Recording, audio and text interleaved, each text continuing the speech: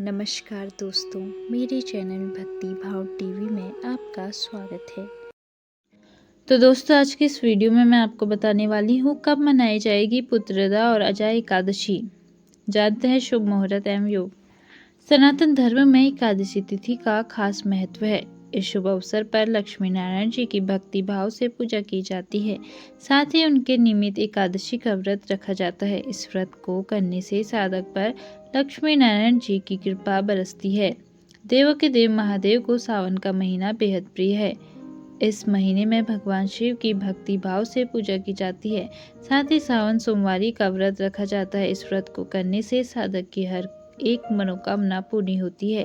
साथ ही जीवन में खुशियों का आगमन होता है। इस महीने में पुत्रदा एकादशी मनाई जाती है। इस व्रत को करने से साधक को संतान सुख का वरदान मिलता है। इसके साथ ही साधक पर लक्ष्मी नारायण जी की कृपा बरसती है। उनकी कृपा से साधक को जीवन में सभी प्रकार के सुखों की प्राप्ति होती है। आइए पुत्रदा और अजय एकादशी की शुभ मुहूर्त और योग जानते हैं। कब मनाई जाएगी पुत्रदा एकादशी? हर साल सावन माह की शुक्ल पक्ष की एकादशी तिथि को पुत्रदा एकादशी मनाई जाती है। इस शुभ अवसर पर जगत के पालनहार भगवान विष्णु और माँ लक्ष्मी की पूजा करने से सुख, सौभाग्य और वंश की वृद्धि होती है। इस व्रत को करने से पुत्र रत्न की प्राप्ति होती है। पुत्रदा एकादशी वैदिक पंचांग के अनुसार 4 अगस्त को सुबह 11:41 पर सावन माह के शुक्ल पक्ष की एकादशी तिथि की शुरुआत होगी। वहीं 5 अगस्त को दोपहर 1:12 पर एकादशी तिथि समाप्त होगी। ज्योतिष गणना के मुताबिक 5 अगस्त को पुत्रदा एकादशी मनाई जाएगी। कब मनाई जाएगी अजय एकादशी?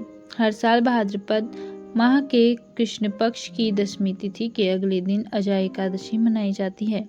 इस शुभ अवसर पर लक्ष्मी जी की पूजा की जाती है। साथ ही मनचाही मुराद पाने के लिए एकादशी का व्रत रखा जाता है। इस व्रत को करने से साधक के जीवन में सुखों का आगमन होता है।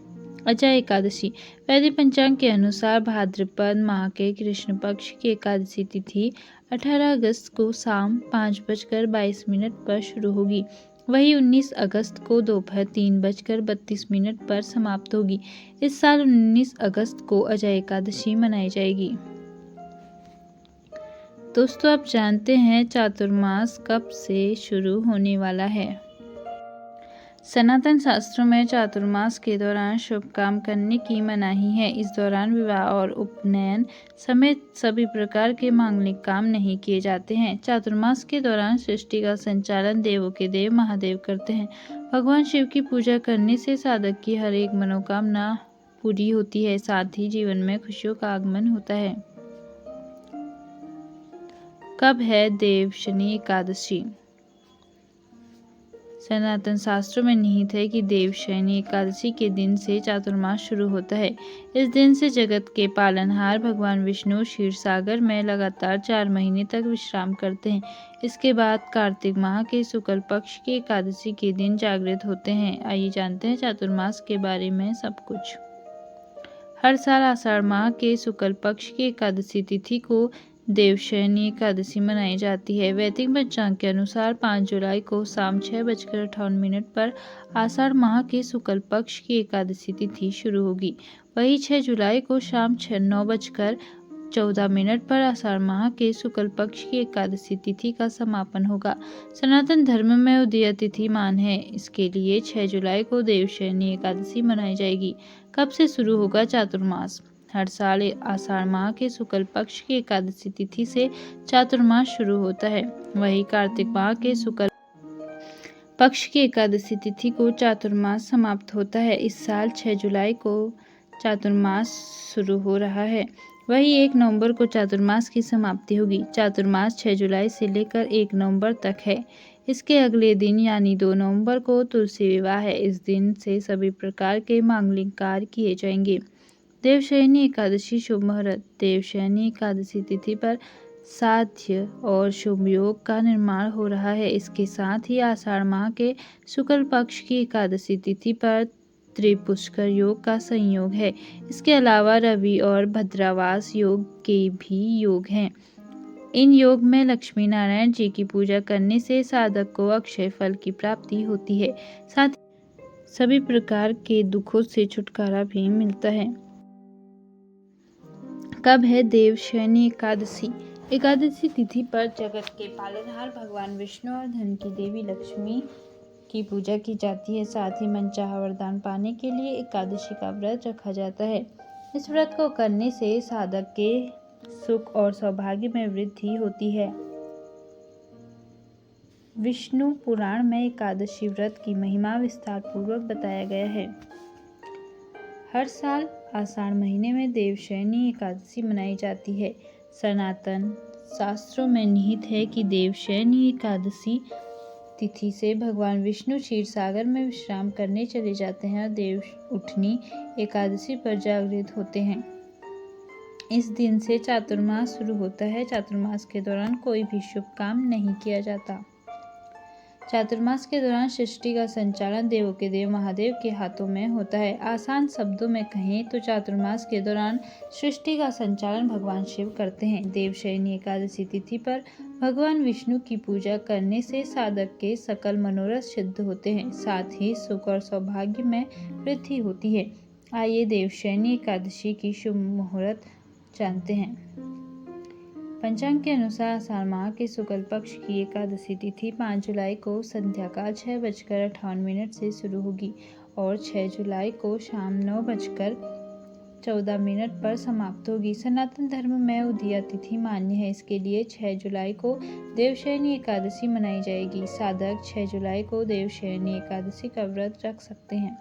साधक 7 जुलाई को सुबह 5:29 से लेकर 8:16 के दौरान स्नान ध्यान कर भगवान विष्णु की पूजा करें। इसके पश्चात ब्राह्मणों को अन्नदान देकर व्रत खोलें।